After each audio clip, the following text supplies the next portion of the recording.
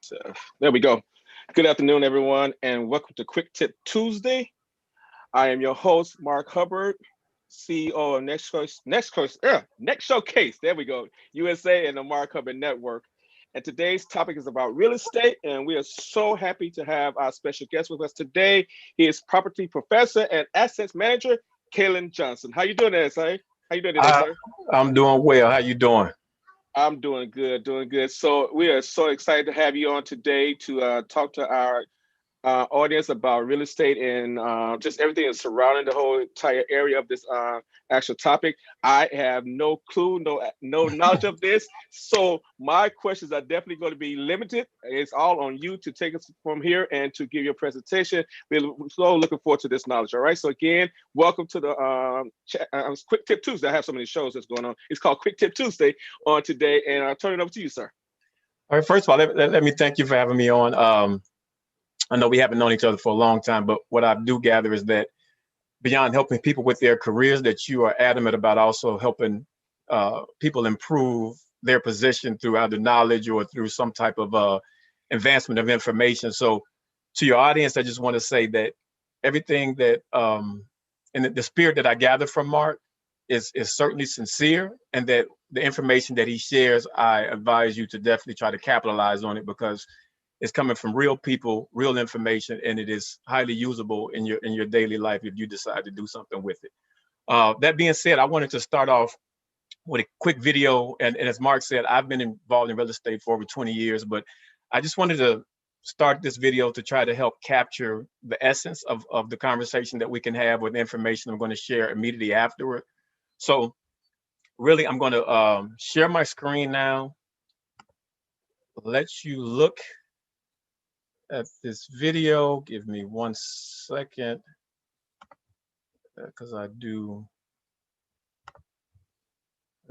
haven't done a zoom. Here it is here. Okay. I'm gonna go large. Let me get back to this. Give me 1 second. And I do not see it. Where did it go? Okay, here it is here.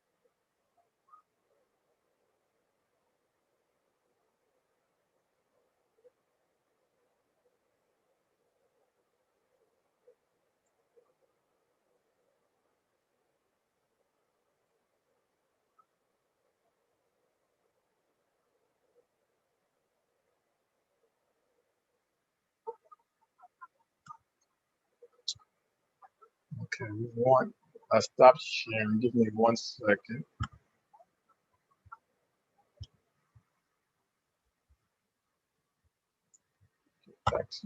All right. Can you still hear me there? Okay. So I just wanted to share that, and I'm going to share a few slides with you now, but I wanted to share that because I wanted people to understand that, obviously a lot of wealth is created through owning, buying, selling, holding real estate, things of that nature. And in Chicago, that's never more true, because it's obviously a large urban major market, and the opportunities in Chicago are really kind of endless when it comes to what you can make money off on when it comes to real estate. And some would say our market is undervalued compared to other markets such as LA, New York, and things of that nature, where even in the East Coast, where you're going to pay at a very high premium just to enter the investment space in real estate, where here you can still get in for a pretty good number, 30, 40, $50,000. And even though that may be a rarity, it still happens. I just recently put a contract on a 2-flat in Calumet City for $50,000. And I don't know how familiar you all are with City of Chicago, but South Side Calumet City. I was personally born and raised in Chicago, in the area of Woodlawn Gardens, which later became, I want to say Parkway Groves, or and then now it has another name. But in the very space that we lived in, there's now a McDonald's, and the university is buying everything around there. So gentrification is real, property values are real, equity is real, and all this can be obtained with the right information. Just briefly on me, I've been in, like I said, real estate for over 20 years. Just I started off as an appraiser, so I did about 12 years as a real estate appraiser. I appraised everything from vacant land to commercial to a lot of residential. Started off with a mentor, moved on, owned my own appraisal company, hired 6 people, and then there was a market fallout in 2009. I went from that, started doing asset management or property management, if you will, and the industry calls it facility management. So it goes back a number of different names, but basically what I did, I went into facility management for Chicago Public Schools, where I managed about 60 schools. And then I went on from there. I managed about 140 Walgreens, working for Walgreens. And then my last corporate job was with Chick-fil-A, where I managed about 60 plus Chick-fil-A's in the Chicagoland area, as well as Wisconsin, Iowa, North Dakota, and then Minnesota as well. So a number of different Chick-fil-A's in the property commercial management realm. But all while I've had those jobs, I've always been an entrepreneur. So I've always done property management, fix and flip, some property evaluations, and just almost any and everything when it comes to both commercial and residential real estate. I'm going to share my slide deck with you now, and we're going to go through really some of the fundamentals of real estate investment. When I spoke to Mark, I thought it would be a good starting point to talk about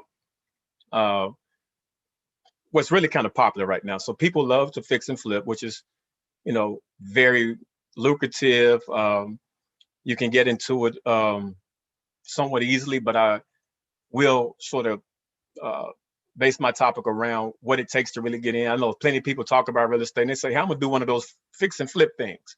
When I hear that, I start to cringe because, yeah, you can do one, but it takes a little bit more than just, I'm gonna wake up tomorrow and do a fix and flip. And I wanted to get into the meat of that.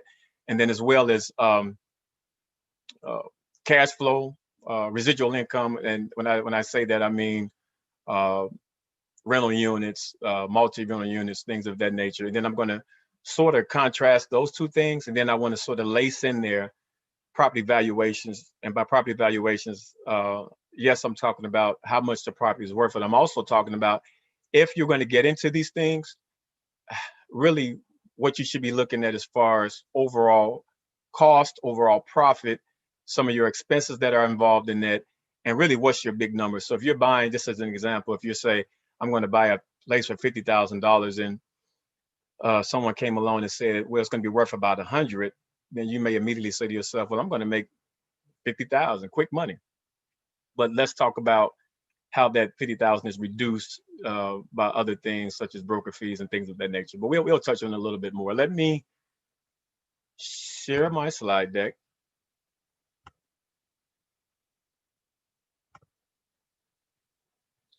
Let me turn it into actual. Oops, let me go back one. I think I'm going the wrong way. Okay, here's the beginning of it. So I call this the art of real estate because it's certainly an art to making all of this happen. And I said, here's where your journey begins, because if you look at the spear we just talked about, so we talked about one fix and flip, and I have here, it's not a get rich quick thing. And I want to talk about what it actually takes, as I just mentioned. And we talked about rental cash flow, contrasting those two, and valuations. I put down there, watch your money. But that's really what it boils down to if we want to keep it, keep it plain. We already talked about this. This is part of my education. I went to Whitney Young, and then Chicago is one of the only places where if you come across somebody, they're going to reference your high school before they reference college and anything else. So Whitney Young, went to NIU for a minute, got my MBA from Notre Dame, and then all of the stuff we talked about before, which looks good on paper. But at the end of the day, when people talk credentials, for me, it's really about, what you've done and, have you done it? How have you done it more than anything else? Um, this is a quote that I learned some time ago. If you want to make money in real estate, they say you can buy a bottle of whiskey and sell it by the shot, or buy a plot of land and sell it by the lot. That always stuck with me because I believe it's true. Some people go into the whiskey business, and the markup on that, you can buy a fifth of whiskey and you're selling it for $300, but you may have retail bought it for 20 something dollars. Same thing sort of with land. You can buy it cheap if you can find it, and next thing you know, you put a $600,000 house on it, and either way, you're going to get paid. Let's talk about rehabs. So, what goes into it? I start off with prep work. Now, if you're going to get into it, let's lay a solid foundation about how to build your success platform for real estate, and that's going to entail, and it's a number of other things, but I'm going to give you the foundation of it. So, what's your credit score? Meaning, how much money can I borrow? Where am I at as far as lending power, things of that nature. So obviously you have to have a good credit score, and that's whether you're buying a personal piece of property or you're going to look into investment. Either way, you're going to need a good credit score. So get that in order first if you're going to start making your way toward this, or if you have a friend and you guys are going to partner, make sure one of you two has a solid credit score. Personal finance. What I mean by that is how much money do you have? How much skin in the game do you have in order to move forward and actually make these purchases?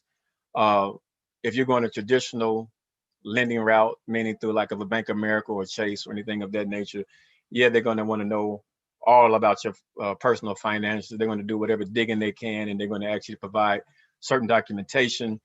And people often ask, so what do I need from a financial profile in order to get in the game? And I tell them, well, you're going to need 2 years tax return. Yeah, you're going to need some W-2s if you work for somebody. If not, they're going to want to see some type of 1099 information. They're going to want to see that your corporation has been in existence for at least a couple of years. Sometimes you can work around that. And they're going to want to see that you have some money in the bank. So this makes you prepared for those things if you're going to approach a traditional lending institution. The reason I sort of put an asterisk in that because you can also have hard money lenders. And hard money lenders are people who are going to basically charge you a higher rate. They're not a bank. They're people with money. And it is formalized, it is regulated, but it's not a bank. So their rules aren't the same. It's not like you're going to a FHA lending situation. It's not like you're going to a conventional lending situation. And the reason I mention those things, because those things under traditional bank are federally funded, and they have certain parameters that go along with that. Hard money, and I just had a conversation with a hard money lender not too long ago, and they told me, well, Kalum, and I have a pretty decent credit score, but they said, Kalum, we're not worried about your credit score. We're worried about whether you can pull this off. So there's some give and take in that you may end up paying, let's say interest rates are now at, you might be able to get a 3 something. I just recently got a 2.7 on a FHA. Hard money is going to be more like a 5, 6, 7, 8, 9. Some people call them juice loans. So if you get into hard money, and there's also a shorter fuse on it, hard money may be a 6-month commitment. It may be a year commitment because they fully expect that you're going to rehab the property that you have. You're going to get out of it. So they're going to charge a higher interest rate because they know that they're not going to make as much money over the long term. They're looking for short term profit. So if you can dig around if you need some type of contact list later on of hard money lenders. I do know several. I also know several traditional lenders that can get you in that space. So that's your foundation. You get that together, you can move on to step 2, which is your property pipeline. And this is how I see it in linear fashion. Some people may say it goes in different order, but this is how I see that you can actually build toward what you're looking for. Property pipeline. Where can I get my properties from? Who's going to source them? Because you can have a great credit score, you can have all the ability, but one of the hardest parts with getting into the fix and flip realm is inventory. You can end up doing all this stuff, and then you have your hands out saying, well, where do I get the property? And It can't just be any property. You can't just have someone to say, hey, rehab this. Okay, what's the price behind it? Where does it sit in the market? So, but let's just talk about where you can source it from. You got foreclosure auctions. So Illinois is a judicial state, meaning that everyone has to go through a foreclosure process. The homeowner owns the home. In order for the bank to take it from them, they have to enter a foreclosure process and actually get a judgment against them to have the house revoked, so to speak. So those take place downtown at the Cook County auctions. You can go down there with your $25,000 cashier's check, your paddle that they're going to give you, and you can raise your hand and try to bid on it. There are some cautionary tales that go along with that because you have to do all of your own due diligence. Um, you're going to have to do a title search, which is another caveat that has its own realm of understanding.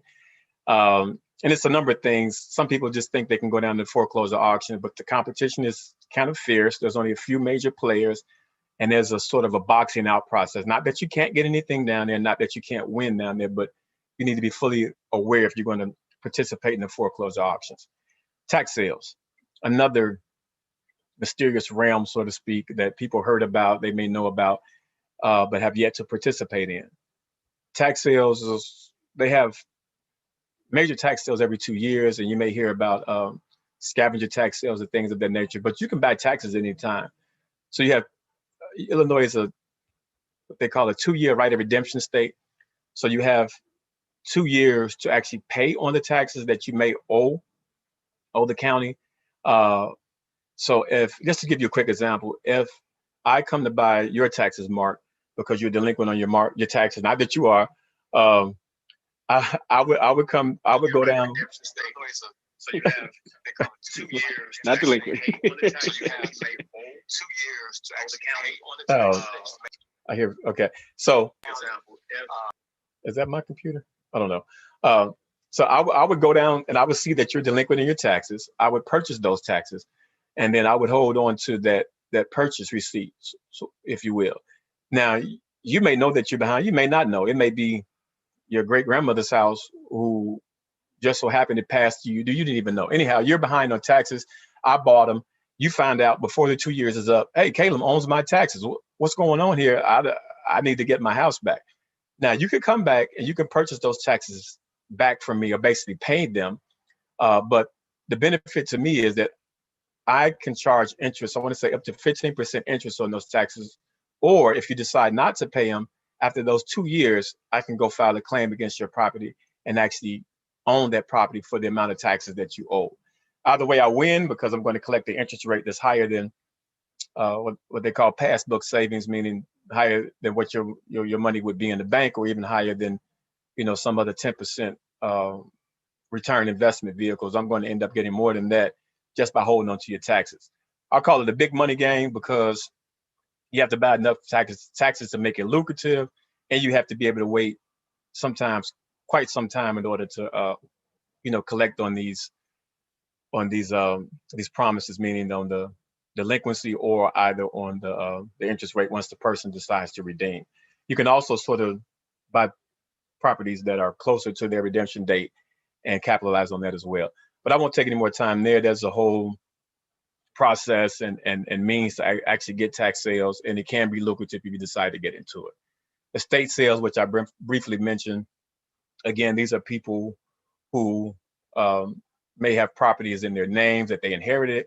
It may be a divorce situation where they want to break the properties up and just get rid of them. Those can be lucrative. And each of these categories are ways to source properties, and also can be niches if you want to get into them. Also, I have wholesales on here. Wholesales, often you'll come across a wholesaler who, if you ever seen these signs in the yard that says, "We buy ugly houses," or "We'll buy your house today cash," these are usually wholesalers trying to acquire property before they go through the foreclosure process, before they even get into a lawyer's hand, before they make it to estate sales. It's actually a good source if you can find the right property, and if the wholesaler isn't putting a lot of his own profit on top of it. So they may end up getting it for $30,000. They try to sell it to you for $45,000. It's best if you can meet in the middle, or try to find out now how not to make them as much money. and their job is to try to make as much money as they can. So wholesalers can be a good source. And then short sales, I know you've all probably heard this name thrown around quite a bit. It's basically upside down equity, meaning more is owed on the mortgage or on the note than the property is actually worth. That person goes to the bank and say, we want to short it because there's a difference in the equity versus what's owed, and that's fundamentally called a short sale. So the banks will often let it go for that lower amount. Uh, and in some cases, you can come up with a pretty good deal depending on how they value it. So that's that category. If you move from prep work to your property pipeline, now you're chugging right along. You're making your way toward where you need to be at. So you've obtained the ability to get the property. You found the source of the property or properties if you want to actually make it a full business out of it. And then you're going to move on to valuation, which is sort of the glue to bring all this together. If you look on under the topic valuation, yeah, you'll see appraisals, you'll see BPO, which are broker price opinions, contractor estimates, ARV, which is a name you're going to hear over and over again. And people talk about after rehab value, comparables in general, budgeting and cost. I mean, soft and hard cost. And just to touch briefly on each points, appraisal is opinion of value. It is not an absolute, this is what it's worth, it's written in stone type of deal. But the banks will hang their hats on it because appraisers go through quite a bit of training and learning to be able to evaluate these properties. But will two appraisers come up with the same number? Probably slim to none, maybe. Will they come within $10,000 of each other's number? It's a good chance. It's never that far off, or it shouldn't be that far off, or they're looking at different information. Because basically, if you take the word appraisals and you jump down to the word comparables, appraisers are basing all their information on comparables, which comparables are properly similar in the neighborhood that act, look, walk, all of sort of in the same manner, meaning a bungalow is going to be compared to a bungalow if they can. A two flat is going to be compared to a two flat. Split level is going to be compared to a two flat. Not that that's the hard truth, but sometimes those vary. But for the most part, appraisers is going to use the same type of comparables with the same bedroom count, square footage, age, modernization, and things of that nature in order to come up with a value. If you look at BPOs are pretty much brokers coming up with an opinion of value. They can't call themselves appraisers because they haven't done the same training, but they are doing some similar work, but not quite the same. Appraisers are going to dig in a little bit deeper and try to put a better eye on it. I have up here contractor estimates. In my opinion, this is what can really make or break your valuation on your rehab. Contractor estimates, because the way I look at it is like this. It's really not what the property costs, it's what it's worth. So a lot of people get caught up in, well, that's too much money, I didn't want to spend this. But if you're going to buy a property for $30,000, and let's say it's worth only $75,000 after you put 30 in it, okay, that's not a great day. You bought it for low. But if I buy a property for $200,000, then it's going to be worth $500,000. That's a whole different situation. The percentage is just not the same. But the contractor can come in, if you get a good contractor, and I would get contractors I would get maybe two, at the least two, or maybe three contractors that you can trust, or that you get a good recommendation from other people. And the reason I say that, because contractors get busy.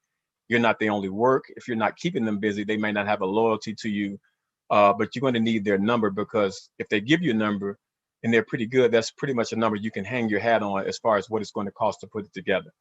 So let's use round numbers again. At $100,000, contractor comes in and says, I can rehab this entire place for $50,000. You look at your ARV, your after rehab value, and it says the property is worth $275,000. Without doing any math, that's a good day.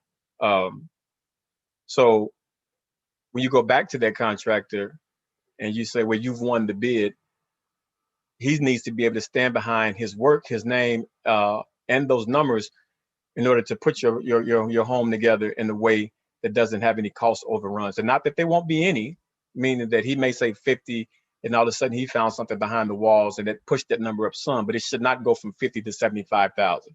But you're going to give yourself some wiggle room anyhow when you do that.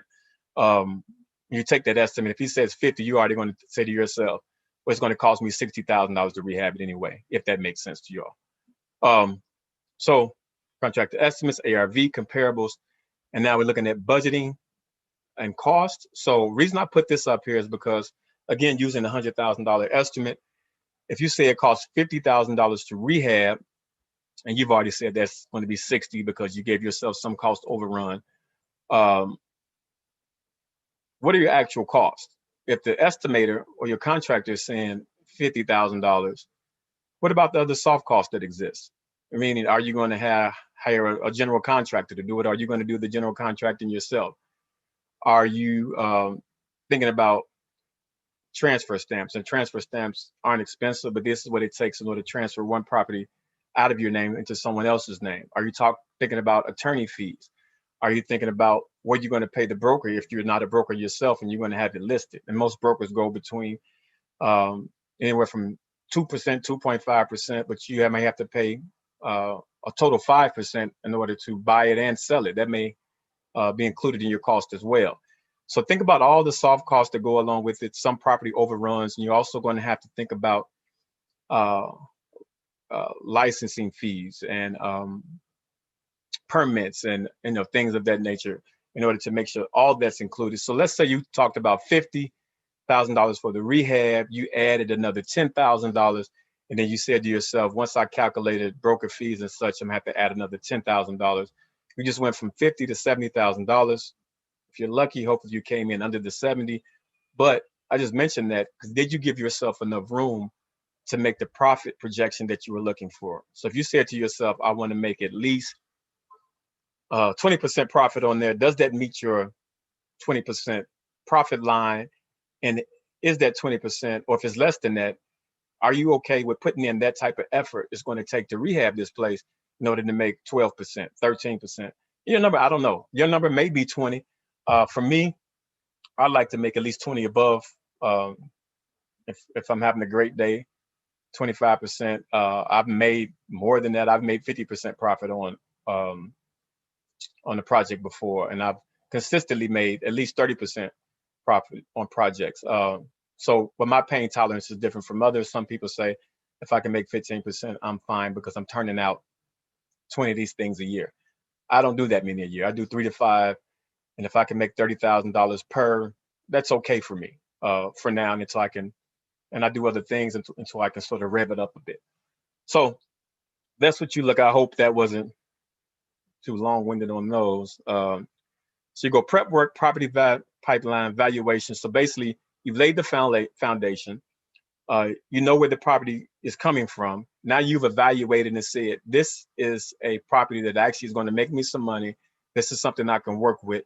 I'm ready to move forward. And your valuation should take place before you purchase. And just as a caveat, if you have a relationship with a contractor, you're going to bring that contractor to that rehab before you actually write a contract or during your inspection period. You don't have to get a traditional home inspector, especially if it's a good rehab. Your home inspector can be your contractor. And he's going to go in and say, Kalum, you were totally off. You thought this take $50,000 to rehab. You're going to have to put a beam in the basement. You're going to have to dig the foundation 2 feet down in order to make the basement habitable. So you're at more like 75. As soon as he says that, I may exit or I may stay. Construction, moving forward, as I just said, part of it is in your evaluation, but also as far as budgeting is concerned, you're going to try to make sure you get some good deals on kitchen cabinets. If you're doing multi rehabs, you can get a bulk deal on some things. You're going to try to find some stuff on clearance. Of course, you're going to hit up lumber liquidators. You're going to go to the tile outlet. You're going to go to what used to, Hobos is no longer open, but you're going to go anywhere you can. You're going to go to Home Depot, and if they have a big pallet of tile just sitting in the middle of there and they have it on super sale, if you're doing more than one rehab, you're going to grab all of it. If not, but you're still going to try to take advantage and build your construction. As long as it still looks good, you're going to try to build it around as many value added construction items as you can. And that's going to go into your budget when you create it in order to try to make that bottom line what it is. But you're going to include all of those items so that and you're going to put it by budgeting, and you're going to put it on the spreadsheet, and you're going to look at it, and you're going to look at it again, and you're going to look at it again to make sure your numbers are jiving right. Crew selection, once again, that goes into the contractor. They're good and bad contractors. Some contractors start off great and end up bad. Some of them were bad to begin with, and somebody referred you to the wrong person. Some of them are great, and the great ones are going to make your life great. Um, so just make sure your crew selection, and you've seen by that, I mean, you're going to look at some of their work, you're going to provide pictures, and if you can, you're going to show up as one of their work sites and see what they got going on, and then you're going to ask the people that they're worked with, if they promised a 60-day return time, did they actually take 200 days to make it happen? Just make sure you do your homework.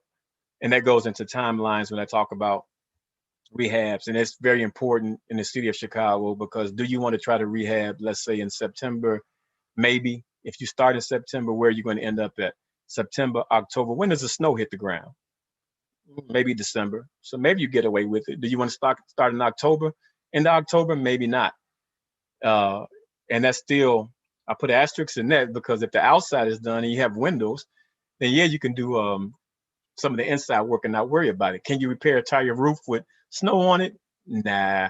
Uh, can you do outside plumbing or run a sewer line if the ground is frozen? I think not. So by timing, just make sure your timeline is better. House buying season is categorized in Chicago is starting in April. That's when you get a lot of activity. Of course, Christmas, New Year's is kind of dead. Not that you can't sell a house, but put that into your expectations, because if you have to have carrying costs from a loan from a juice lender or someone else, then you may have monies to pay on a monthly basis if you end up getting that loan in the middle of a wintertime season, because you can't sell it until the springtime happens. Right now, the market is hot. I had put a house on the market. I literally got a offer sight unseen within 45 minutes. Craziest thing I've ever seen in my life, and it was also for $10,000 above what I listed it for. Interesting market. I think obviously COVID has something to do with it, and a few other things going on. Crew selection, timelines, materials, get them cheap, permanent and licensed, make sure you have them. Um, uh, in certain areas, you can pull limited permits if you're doing the work yourself. Certain other areas, if you get caught trying to not pull the proper permitting, they will shut you down. They will tear the walls out or tell you to tear the walls out. And then you're out of a lot of costs because you didn't get the right proper licensing. For instance, the city of Chicago, porches are hugely regulated because of the incident that took place. I forget how many years that was, where the porch had collapsed. So I wouldn't mess around with porches. Make sure they're permitted, plumbing, electrical, things of that nature. You want to make sure they're permitted. Um, and then, you can move forward with your project in a way that does not get hindered. Now let's look at what I call admin support clauses. As a rehabber, unless you're a carpenter, unless you're a plumber, unless you're an electrician, basically what you're doing is you're just managing stuff, or you're directing people in a process, no different from managing any other process. So if you work as a HR person, or if you work as a manager at Ford, or if you work a manager any, in my opinion, a manager skill sets tends to translate throughout any and all industries. So no different from this, you're really just managing a process. So no one manages a process in a bubble. No one does it by themselves. By managing process, you're going to manage people, and these are your people that are going to help you get to the finish line. They are your brokers, both the buying agent and the selling agent. Or if that person's one and the same, that's fine. But they should have resources and access to things that are going to help your process run smoothly, whether they're trying to put it on the MLS, or whether they have a crew of people or a group of people who are already looking to buy and sell. So that's going to be part of your group. Attorneys, the wrong attorney can break you, meaning if they don't know how the process works, especially when it comes to some of these specialized niches, and you start talking about assignment of contracts and um, creating these specialized documents for your closing and warranty deeds and things of that nature. If that attorney does not practice that, or if they only practice basic real estate when it comes to some of these distressed assets, then they may or may not know how to get it done. And they are going to say that they do, but you'll find that out in the middle of the process. You need certain title agents, so you can call a good title agent if you know one and say, am I going to get a clear title on this distressed property? Because the person selling it may not offer clear title. They may say, we don't give you a clear title, but the title agency can say, well, I know how to get your way through to the clear title because there's not a lot of obstacles, meaning there's only a lien from the city of Chicago for water for $500, so we're not worried about that. But they're going to give you a heads up on it, if you find the right person. The loan officers, their relationship is the same with any relationship with the bank. If they got the money, they trust you and you have a relationship with them, and all your finances, as described in step one, is together, then you can find yourself with a pipeline of money because they know what you're going to do with it. You're going to put it out there and you're going to bring their money back, and they're going to look good at the end of the day uh, for, for lending out money and bringing back more money. So that's the rehab part. I put this quote up here that says, with commercial real estate, you eat better. With residential real estate, you sleep better. Commercial described as is what I describe as all of the rental units. Residential is, yeah, I'm gonna flip a house. I may even own one house and rent it out. You can sleep better because that's a one by one situation. Commercial real estate, you can eat better because it's going to take a whole lot more work, but you're not going to sleep much because there's a lot of moving pieces, including tenants and um, different financial uh, propositions. This is only one slide here, and we're almost through it. What's the major difference? Rental investments and cash flow, there's a higher entry cost. Illinois, 2 to 4 units are described as residential. You can get those under any FHA loan. Once you get past 4 units, you're looking at what they call commercial, and that's going to fall in anything from the realm of commercial residential units to mixed use units to small commercial space, and just anything that would consider commercial. Higher rehab costs. You do get more money you're going to make on a monthly basis. Some people say this is the way to go because, again, I mentioned residual. If I can put together, I got a buddy right now doing over $100,000 a year in rental investments, and I want to say he may have 30 doors. Yeah, about 30 doors. And by doors, I mean just units. So he has about 30 doors. He's making over $100,000, and he also has a management company in place. So his whole job is to ask the management company, are they doing a good job, and how come his money isn't increasing, or is his money in order? So he's more of a director type of person in his own investment empire, if you will. Now, if you do put a management company in place, then they'll deal with the tenant issues as you see, as I have a bullet point here. In the beginning, you're going to deal with your own tenant issues, and that is everything from little Johnny flushed his underwear down the toilet, and now you have to go unstop the toilet, to somebody poured a bucket of water on the floor, and now the drywall in unit one beneath it is all wet, and you're going to have to cut it out and replace it, and everyone's worried about mold. So you're going to have to deal with those issues and a myriad of other issues.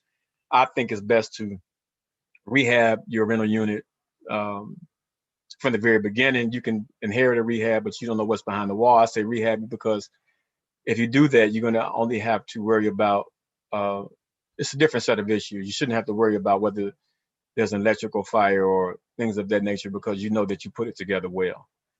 You do get a constant flow of income, higher payoff over the long run. What I mean by that is, yes, you're going to make, let's say you hold it for 5 years. Yes, you're going to make rental income over those 5 years. So let's say if your note $3,000, but you're bringing in $6,400 after all your expenses and reserves, you're making $3,000 a month over 5 years, and then your equity has built up, let's say another 15% over those 5 years. So not only did you make that residual cash flow, there's also a pot of gold at the end of the rainbow when you decide to sell this investment unit and once again cash out on the back end of it. So some people say that's the best way to go because they're getting a 2-for-1 type of value proposition there. Uh, Again, I wanted to sort of tie all this together, and I say one of the biggest mistakes you can make is to purchase or sell at the wrong price. Um, it's a good statement to make.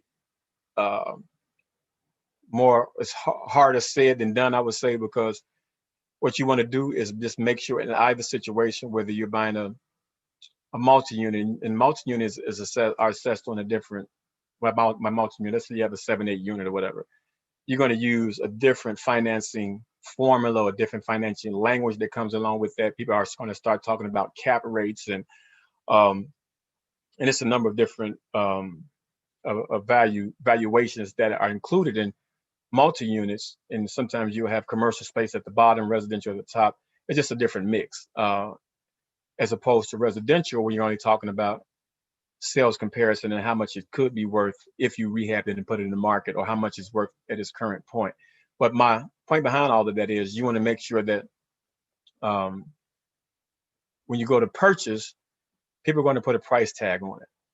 The only mistake with negotiating price is failing to negotiate, right? That's the biggest mistake we all make when we try to negotiate something. We don't want to push. We don't want to, scare them away. You already thought it was a good price. Only failure in negotiating, the only biggest failure in negotiating is failure to negotiate. So what I try to do is I try to make, if they give me one offer, and I've won more times with this than not, but I've absolutely failed with it. But I always give a number that I'm slightly embarrassed about showing. If I'm slightly embarrassed about it, and I'm not saying I'm going to piss these other people off and just put a ridiculous number, but I'm gonna slide it across the table, like, and I'm gonna have a look on my face like, what you think about that? Um, and when I get that feeling, then I'm sort of know that, well, I'm doing the right thing, and I'm gonna wait till they see come back. Case in point, I'm negotiating a piece right now over West, and just because of a few pushbacks and questionings, and this is all through email, they went from 98,000 to 80,000, and now they ask me what I take it for 52. But how much time did that take me to save that type of money? How much effort did that really take besides just having the conversation and asking for what I want? So make sure you purchase at the right price, and not everything is going to be a steal. If the back end of it, the after rehab value is at the right number, you think you can make the money on the back end, then sometimes you don't have to push as hard on the front end. I've seen properties that sound like a big number to get in, but when I looked at the comps, I'm saying to myself, did they not see what's going on around here? At the end of the day, if the comps are there, even if you don't sell right away, you can always refinance. You can strip the equity out of it. You can strip the equity out and go buy something else, and then rent that unit out and let the renter pay for what the mortgage is, and still make maybe a $200 profit a month, and then still have that equity in your back property to go do something else. People often do it with multi units, and they call it equity farming. That's a whole different thing. But end of the day, I'll just say make sure you try to purchase at the right price, and make sure you're selling at the right price as well, because you don't want to leave any money on the table. And often when you list these things on places like the MLS, there's no backing off the number. I mean, there's no raising the number once you sort of put it out in the atmosphere. So if it's worth 270, you only listed at 250, you're not going to be able to say, oh, I want 270 for it now. It just doesn't work like that. But that's just something to consider. Uh, at that point, I'll wrap it up. Uh, I'm on IG at property_professors. I'm also on Facebook at Property Professors Online. IG, I post just different ready to use tips, things you can sort of put in place right away. And that's part of my mantra as well. The same way I described how Mark tries to empower people. Yeah, I do teach real estate education, but one of my primary concerns is that I'm often surprised that people don't have some of this knowledge that I may consider basic. But if I can give it to someone else and they can use it to empower themselves, or make $30,000 to pay off their loan, or make $40,000 and put a trust in their child's name, and all of a sudden that trust 10 years later becomes the way that their child pays for college education. All of these are out of a playbook that far beyond, my age or anybody else's age, and it has been used for quite some time. but it's time for us to extract that information out of that playbook, both this one and whether it be stock, whether it be anything of that nature financially, and to put it to use. But that's my 2 cents. And that's where I will leave it at. All right, man. Well, great, man. Thank you so much, Caleb, for this important and well knowledge that we need to know on today. Um, Man, so yeah, thanks a lot. And so I'm trying to see if we have any questions from the Facebook room. I know I have some of my staff room members are watching, so I want to see if we have any questions from there. So while we waiting on that response, um, I just have a couple of questions myself. In the current state that we're in right now, would you say that this is a good time to purchase and buy? I mean, with the COVID-19 going on and everything that we're facing at this particular point, um, yeah, how do you approach that? Good question. I've talked about it extensively amongst people who are in the industry, people who aren't in the industry. And I go back to what my original training was and what I was originally trained is that I was told, Calum, you're entering the market, whether you're going to make money, whether the market's up or down, whether it's turbulent or steady, you really have to know how to make money out of that market. So there's people around right now that's buying. I'm buying. Some people will say, don't buy. It's not the time to buy. COVID's gonna crush your dreams. But if nobody's buying, doesn't that create an opportunity for me to get things at a better rate? Because people that are selling these the places that are distressed, they're looking around like, where did all the buyers go? Did everybody just stop buying? Yeah, a lot of them Okay. did. So now I'm in a better position. I may get a better price from it. On the Okay. flip side of that, there are some people who are saying hold their cash. Reason they're saying that because okay, yeah, unemployment rates are high. They're going to continue to be high. Coming next summer, everybody who are no longer propped up by these stimulus packages and unemployment runs out because they haven't extended and you don't get the extra check and they don't have these grant monies and all of this. When it runs out, there's an artificial propping up of the market. Now people are going to start to go into foreclosure, right? When that Hmm. foreclosure rate happens, comes into 21, maybe more likely 22, there are people who literally I have conversation with who are sitting around like vultures saying when everybody else falls out of the market and people can't afford this and that, they're going to save their cash and they're going to come through and scoop all of that up for a TJ Maxx prices. So I just say that to say on either end, I'm buying. I know others are buying, and I'm getting good deals still out here.